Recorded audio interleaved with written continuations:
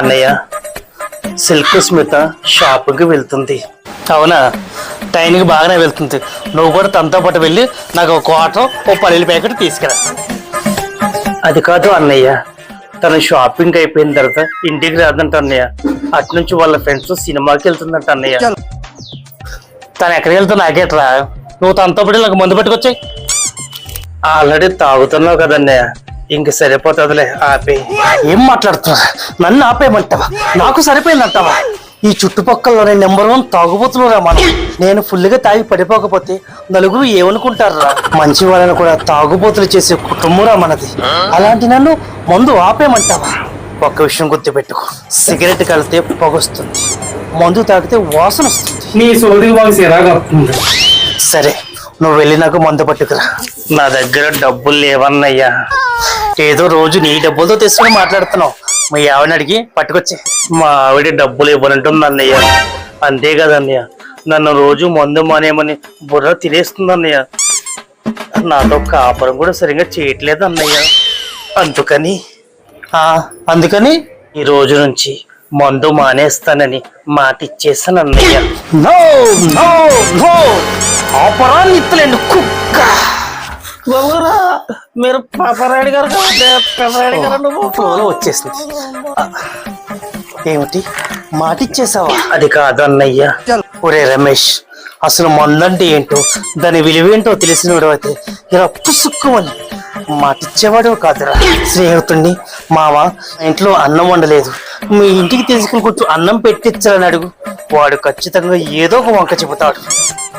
అదే స్నేహితుడిని, మామ ఇంట్లో చాలా గొడవ అయింది, చాలా తలపోటుగా ఉందిరా, వైన్ షాప్ తీసుకెళ్ళి ఒక నైట్ ఇప్పించని అడుగు, వాడు ఖచ్చితంగా నీకు కోటలు ఇప్పిస్తాడు రా. అదే రా మందు యొక్క గొప్పతనం.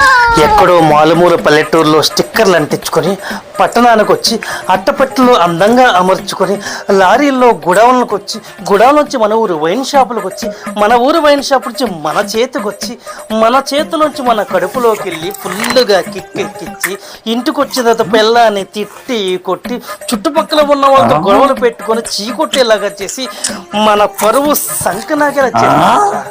అదేరా మందంటే, అదేరా మందు యొక్క గొప్పతనం అంటే. విజిట్ ఏం అవసరం లేదు, ప్రసారం అవసరం లేదు, ఊరికి ఎంతో దూరంలో పెట్టినా వెళ్ళి తాగుతారా. అదేరా మందు యొక్క పవర్. Correct bro.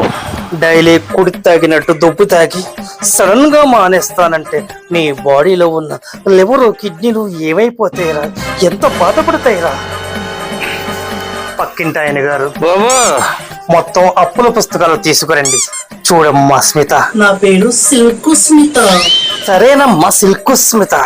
బయట పని పాట లేకుండా దుబ్బిదాగి వచ్చిన భర్తకు అవసరమైతే ఆమ్లెట్ ఇవ్వసి ఇవ్వాలి కానీ ఆరాలు తీయకూడదమ్మా. ఉదయాన్నే తల పట్టేసిన వాడికి మజ్జిగ కలిపి ఇవ్వాలి కానీ తల మీద మొట్టకెళ్ళి వేయకూడదమ్మా. ఆగి తోలుకుంటూ వచ్చిన వాడికి అవసరమైతే మటన్ బిర్యానీ పెట్టాలి కానీ వాడి మనసు లెగ్ పీస్ పీక్కు తిన్నట్టు పీక్కు తినకూడదమ్మా.